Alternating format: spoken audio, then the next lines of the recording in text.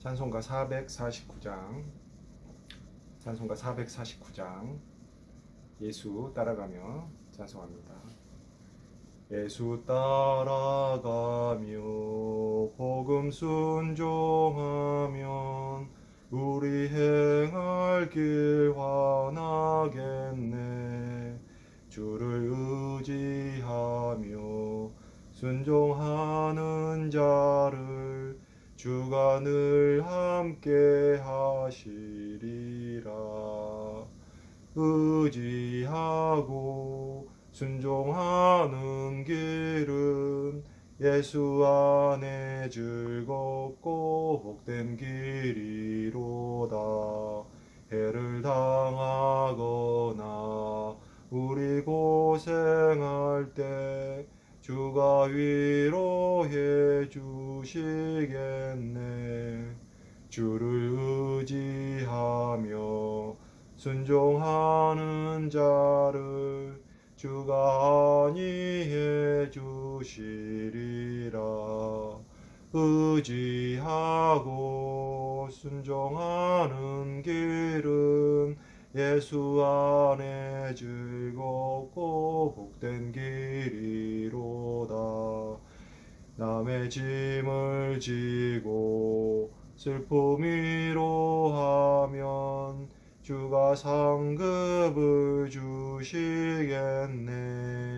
주를 의지하며 순종하는 자를 항상 복 내려 주시리라.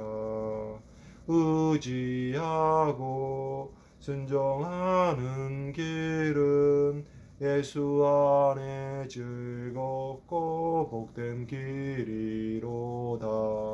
우리 받은 것을 주께 다 드리면 우리 기쁨이 넘치겠네. 주를 의지하며 순종하는 자를 은혜 풍성케 하시리라. 의지하고 순종하는 길은 예수 안에 즐겁고 복된 길이로다. 주를 힘입어서 말씀 잘 배우고 주를 모시고 살아가세. 주를 의지하며 항상 순종하면 주가 사랑해 주시리라. 의지하고 순종하는 길은 예수 안에 즐겁고 복된 길이로다. 아멘. 오늘 하나님께서 주신 말씀은 신명기 구약성경 신명기 29장 1절에서 9절까지의 말씀 보겠습니다. 신명기 29장 1절에서 9절까지입니다. 제가 봉독하도록 하겠습니다. 호렙에서 이스라엘 자손과 세우신 언약 외에 야훼께서 모세에게 명령하여 모압 땅에서 그들과 세우신 언약의 말씀은 이러하니라. 모세가 온 이스라엘을 소집하고 그들에게 이르되 야훼께서 애굽 땅에서 너희의 목전에 바로와 그의 모든 신하와 그의 온 땅에 행하신 모든 일을 너희가 보았나니 곧 그 큰 시험과 이적과 큰 기사를 내 눈으로 보았느니라. 그러나 깨닫는 마음과 보는 눈과 듣는 귀를 오늘 야훼께서 너희에게 주지 아니하셨느니라. 주께서 40년 동안 너희를 광야에서 인도하게 하셨거니와 너희 몸에 옷이 낡아지지 아니하였고 너희 발에 신이 헤어지지 아니하였으며 너희에게 떡도 먹지 못하며 포도주나 독주를 마시지 못하게 하셨음은 주는 너희의 하나님 야훼이신 줄을 알게 하려 하심이니라. 너희가 이곳에 올 때에 헤스본 왕 시온과 바산한 왕 옥이 우리와 싸우러 나왔으므로 우리가 그들을 치고 그 땅을 차지하여 루벤과 gad과 므낫세 반 지파에게 기업으로 주었나니 그런즉 너희는 이 언약의 말씀을 지켜 행하라. 그리하면 너희가 하는 모든 일이 형통하리라. 아멘. 오늘 본문은 하나님의 모압 땅에서의 언약의 말씀, 즉 하나님의 구원의 주권과 언약을 지켜나가는 구원받은 주의 성도, 주의 백성의 태도에 대하여 말씀하고 있습니다. 오늘 본문 1절에서 호렙은 시내산이죠. 이스라엘 자손과 세우신 언약은 십계명을 말하는 것입니다. 그런데 오늘 본문의 모압 땅에서 세우신 언약의 말씀은 이제 가나안 땅으로 들어가기를 앞둔 이스라엘 자손에게 주시는 더욱 광범위한 율법의 언약의 말씀들을 의미합니다. 본문 2절에서 모세가 온 이스라엘을 소집하고 그들에게 말하였다는 것은 야훼 하나님의 언약이 온 이스라엘 민족 모두에게 미친다는 것을 의미하는 것입니다.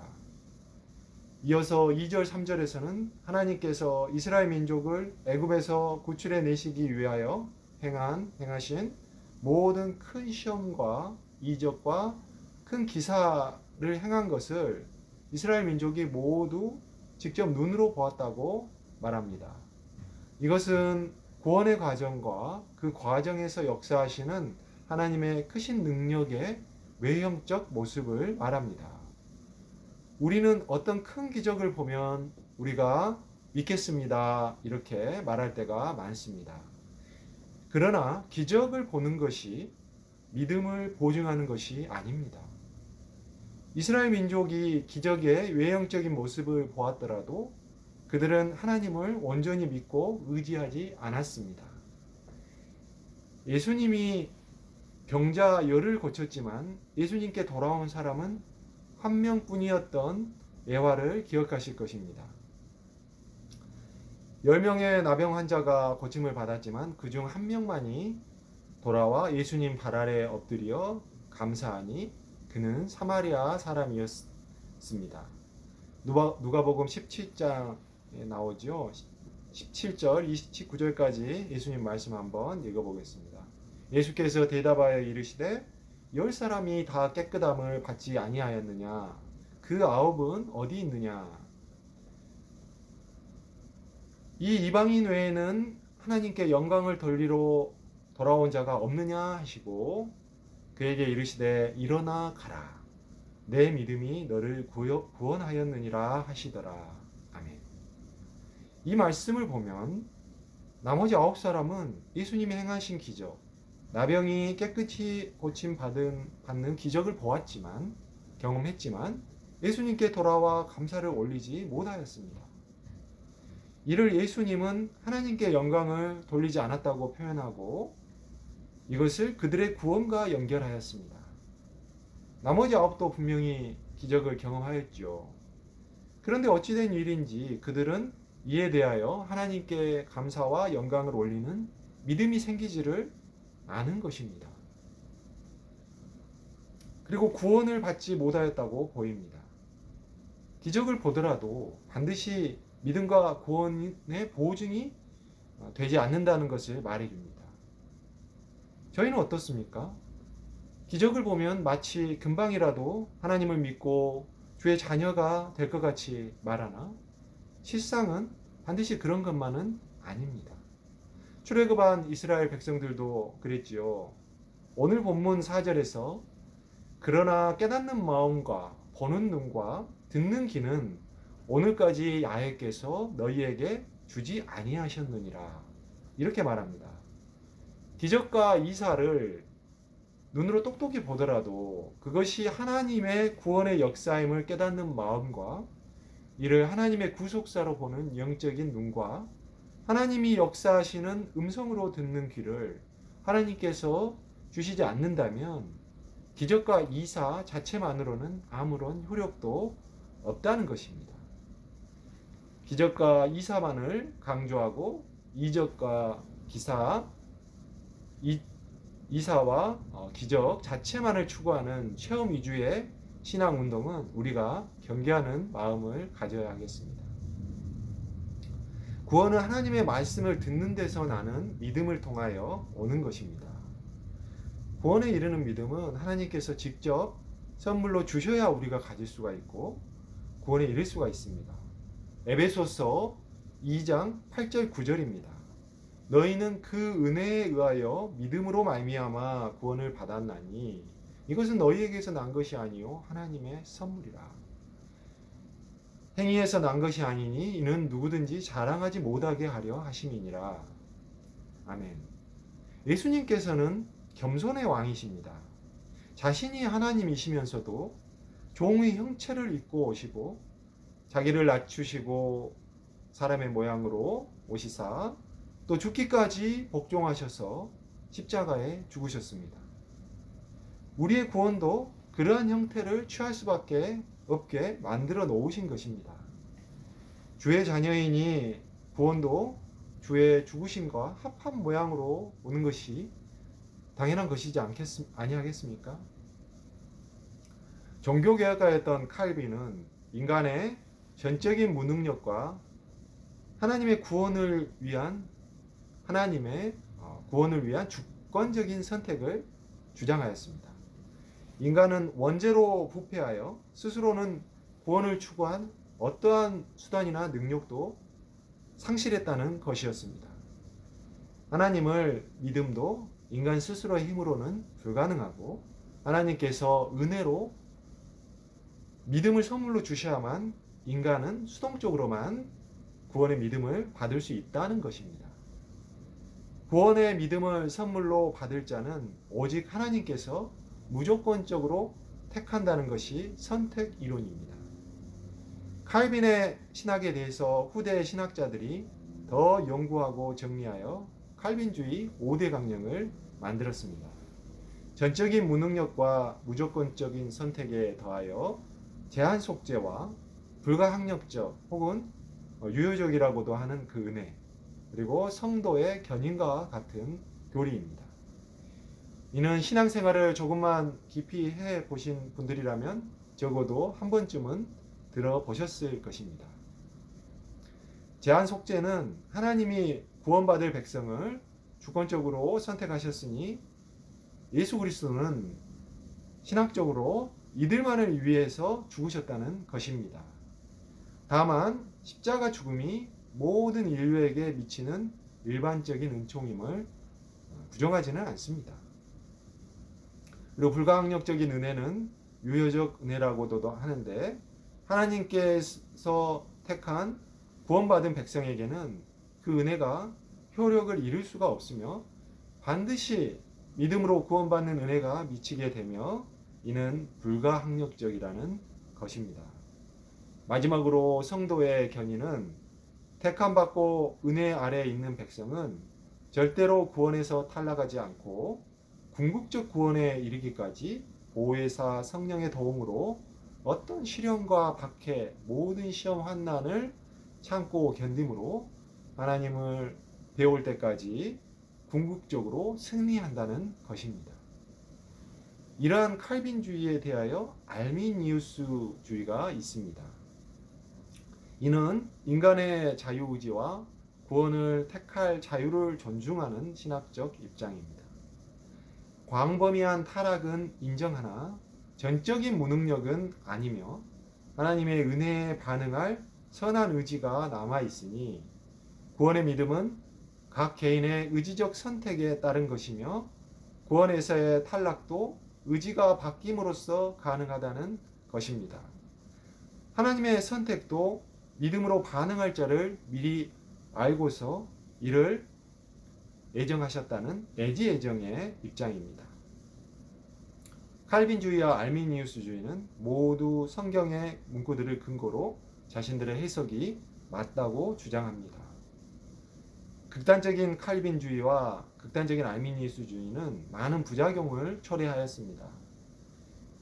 그러한 가운데에서 복음적인 칼빈주의와 웨슬리안 알미니우스주의 그리고 이성적 알미니우스주의 등 절충적인 형태도 많이 등장하였습니다. 오늘 본문의 4절은 하나님께서 깨닫는 마음과 보는 눈과 듣는 귀를 오늘 너희들에게 주시지 않았다. 그래서 그것을 주셔야 구원의 믿음이 가능하다고 해석될 여지가 있으므로 전적인 인간의 무능력을 강조하는 칼빈주의적인 말씀에 가깝다고 볼 수 있을 것 같습니다. 오늘 본문의 5절에서 8절까지는 광야에서의 하나님의 은혜와 하나님의 역사하심을 알아가는 훈련을 소개합니다. 이어서 본문 9절에서는 그런즉 너희는 이 언약의 말씀을 지켜 행하라. 그리하면 너희가 하는 모든 일이 형통하리라 라고 말씀합니다. 결국은 언약의 말씀을 지켜 행함으로 형통의 구원을 얻을 것이라는 말씀입니다. 이 말씀은 인간의 선택과 의지를 존중하는 취지의 말씀으로 구원의 알미니우스주의적인 요소로 해석될 만한 말씀입니다. 극단적인 칼빈주의는 선택에 올인함으로써 인간의 행함을 평가절하해버리는 부작용을 가져왔습니다. 또 극단적인 알미니우스주의는 인간의 역할을 강조함으로써 다른 종교들과 별반 다를 바 없이 율법과 윤리만 남는 부작용을 가져오기도 하였습니다. 성경에서 칼빈주의적 해석의 근거가 되는 말씀, 알비니우스주의적인 해석의 근거가 되는 말씀의 비중으로 어느 것이 옳은지를 따지는 것은 진리의 절대성에 비추어서 바람직한 태도는 아닐 것입니다. 저희는 칼빈주의적인 심령을 가지고 자신의 전적인 타락과 무능력을 인정하고 하나님께 의지하며 주의 백성 삼아주심을 오직 통회하는 심정으로 감사해야 하겠습니다. 그런 한편 주의 십자가와 합하여 알미니우스주의적인 의지적 결단을 가지고 주의 말씀을 생명보다 귀하게 여기며 순종하여 나가는 성도의 삶을 살아가야 하겠습니다. 죽을 수밖에 없는 죄인들인 저희들을 선택하셔서 자녀 삼아주신 하나님께 감사드리며 그러나 여전히 자신의 100% 연약함을 인정하고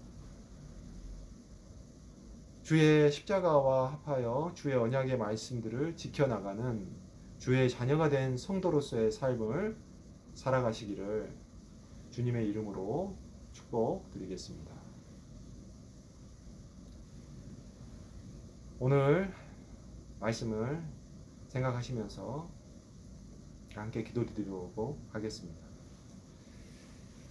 하나님 아버지, 오늘 모세가 이스라엘 백성들에게 한 그 마지막 설교의 말씀들, 하나님의 말씀들, 율법 언약의 말씀들, 가나안 땅으로 입성하기 전에 그 바로 앞에 모압 땅에서 백성들에게 전한 말씀들을 통해서 저희가 하나님께서 주시는 깨닫는 마음과 보는 눈과 듣는 귀가 없다라고 주시지 않는다면은 저희는 아무것도 깨닫지 못하고 보지 못하고 또 듣지 못함으로 이적과 기사만으로는 저에게 아무런 효력과 능력이 없음을 저에게 알게 주셔서 감사합니다. 저희는 전적으로 무능력하고 타락한 부패한 죄인들이었음을 고백합니다. 그러나 하나님 그리고 오직 하나님께서 택하신 족속이요 왕같은 제사장들이요 거룩한 나라가 되었음을 감사함으로 고백합니다. 그러나 한편으로는 저희는 하나님께서 주신 그 언약의 말씀들을 붙잡고 그리고 이로 오직 순종함으로 나아가야만이 하나님과 함께하는 그 형통의 축복을 그 구원의 축복을 또 누릴 수 있음을 또한 알게 해주셔서 감사합니다. 하나님, 칼빈주의와 알미니우스주의 정말 오랜 역사를 통해서 이렇게 뭐 대립하는 신학적인 입장이지만은 그것이 서로를 사랑하고 용납함으로 주 안에서 관용의 정신으로 함께할 수 있음을 저희는 또한 고백합니다. 하나님 아버지, 저희의 연약함을 고백합니다. 오늘도 저희를 위해서 눈물로 탄원하시고 간구하여 주시기를 바랍니다. 산중보자 되신 예수 그리스도께서 저희를 위해서 중보하실 때 저희들이 심령이 살아나고 그리고 오직 그 생명수 되신 예수 그리스도의 말씀으로 말미암아 저희가 생명을 누리는 참 생명을 누리는 영원한 삶을 저희가 오늘 현재도 살아갈 수 있게 도와주시기를 우리 구주 예수 그리스도의 이름으로 간절히 기도드렸습니다. 아멘.